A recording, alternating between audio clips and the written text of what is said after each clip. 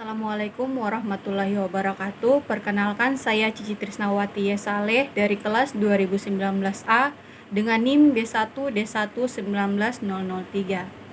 Di sini saya akan menjelaskan tentang pankreas. Nah, sebelum kita masuk ke analisis pankreas itu sendiri, terlebih dahulu kita harus mengetahui apa yang dimaksud dengan pankreas dan apa saja fungsi dari pankreas itu sendiri. Apa sih yang dimaksud dengan pankreas?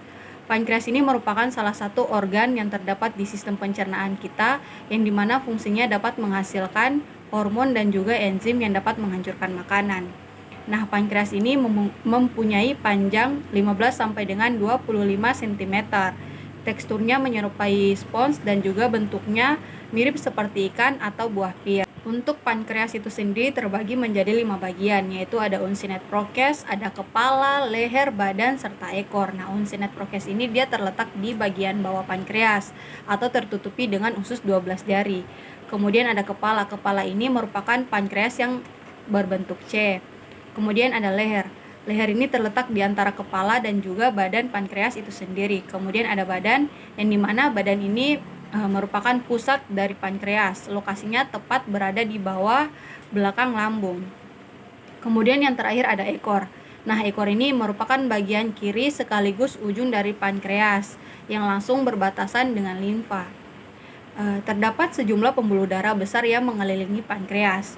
Beberapa pembuluh darah berhubungan dengan masterium, yaitu organ pencernaan yang berbentuk membran berliku-liku yang terletak di belakang usus halus dan juga usus besar. Ada pula pembuluh darah yang terhubung dengan organ hati dan juga usus. Selain menyuplai darah ke organ-organ utama yang terhubung dengannya, berbagai pembuluh darah ini juga memasok darah yang kaya akan oksigen menuju pankreas. Apa sih fungsi pankreas itu? Nah, fungsi pankreas ini terbagi menjadi dua, yaitu ada kelenjar endokrin dan juga kelenjar eksokrin. Kelenjar endokrin ini merupakan organ yang menghasilkan hormon yang tidak memiliki saluran atau pembuluh khusus, sehingga organ yang dihasilkan didistribusikan ke seluruh tubuh melalui pembuluh darah. Nah, untuk kelenjar endokrin ini dia menghasilkan beberapa hormon. Bisa dilihat pada gambar di sini, ada glukagon, ada insulin dan amilin, ada somatostatin dan juga polipeptida. Kemudian yang kedua, seperti yang sudah saya katakan tadi, yaitu kelenjar eksokrin. Nah, kelenjar eksokrin ini merupakan kelenjar yang memiliki saluran khusus tidak melalui darah. Kelenjar eksokrin pankreas ini salurannya melalui ductus pancreaticus, baik Wirsung atau Santorini. Nah, dua saluran ini berfungsi untuk membawa enzim yang diproduksi oleh pankreas menuju duodenum. Saluran pankreas akan bergabung dengan saluran empedu, kemudian memasuki duodenum melalui ampula hepatopankreas. Sesuai dengan fungsinya itu, kelenjar eksokrin ini dia menghasilkan beberapa enzim, yaitu ada bisa dilihat di sini ada proteolitik, ada dan juga enzim pencernaan yaitu amilase dan lipase.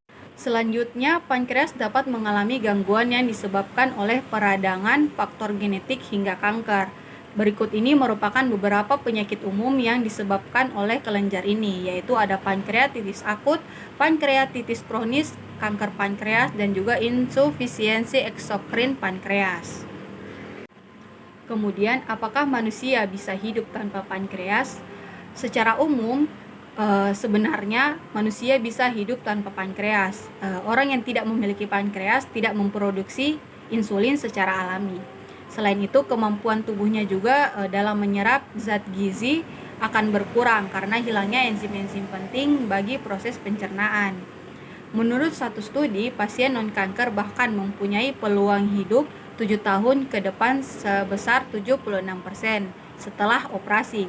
Untuk penderita pankreas ini atau penyakit pankreas atau kanker pankreas, dia mempunyai peluang hidup sebesar 31%. Kemudian kita masuk pada pemeriksaan laboratorium. Nah, spesimen yang digunakan di sini ada serum serta plasma heparin. Untuk cara pengambilannya yaitu darah kapiler dan juga darah vena. Penyimpanannya yaitu pada suhu 20 sampai 25 derajat Celcius stabil selama 1 hari, dan juga pada suhu 2 sampai 8 derajat Celcius stabil selama 7 hari. Dan yang terakhir yaitu pada suhu min 20 derajat Celcius stabil selama 2 bulan sampai 1 tahun.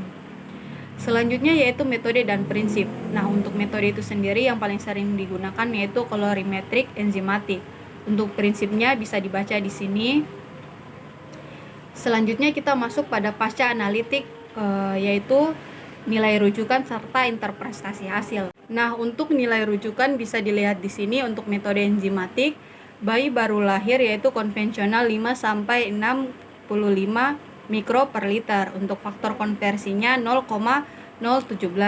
Untuk satuan internasionalnya yaitu 0,09 sampai 1,11. Untuk dewasa yaitu 27 sampai 13 mikro per liter. Untuk faktor konversinya tidak ada. Kemudian untuk satuan internasionalnya yaitu 0,46 sampai 2,23. Selanjutnya untuk interpretasi hasil bisa dilihat di sini. Peningkatan kadar amilase dapat terjadi pada pankreatitis akut. Untuk penurunan kadar amilase ini dapat terjadi pada pankreatitis akut yang sudah pulih, hepatitis, sirosis hati, atau keracunan kehamilan.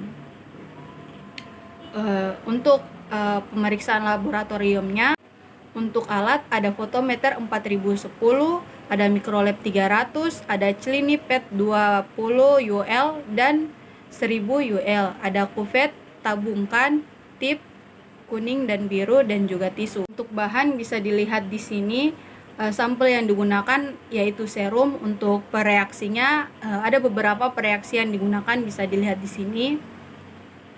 Kemudian kita masuk pada prosedur kerja. Nah, prosedur kerja ini yang pertama dipipet ke dalam tabung sebanyak 20 UL serum, kemudian tambahkan 1000 UL larutan pereaksi, kemudian campur sampai homogen.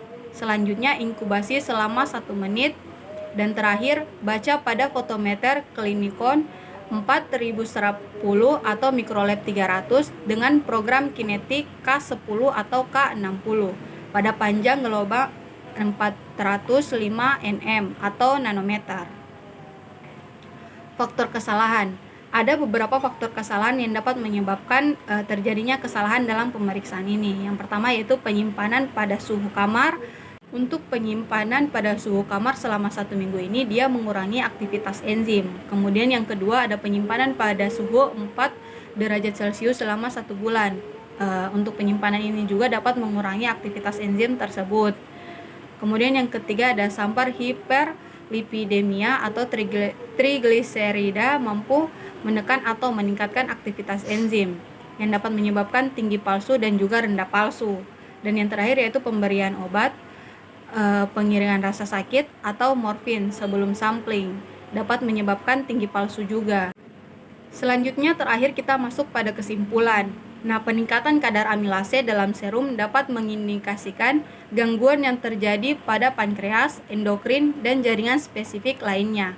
Pemeriksaan kadar amilase dapat dilakukan dengan metode kinetik dengan menggunakan fotometer pada panjang gelombang 405 nanometer. Itulah yang dapat saya sampaikan. Mohon maaf apabila terdapat banyak kesalahan dalam pengucapan. Lebih dan kurangnya mohon dimaafkan. Wabillahi taufiq wal hidayat. Wassalamualaikum warahmatullahi wabarakatuh.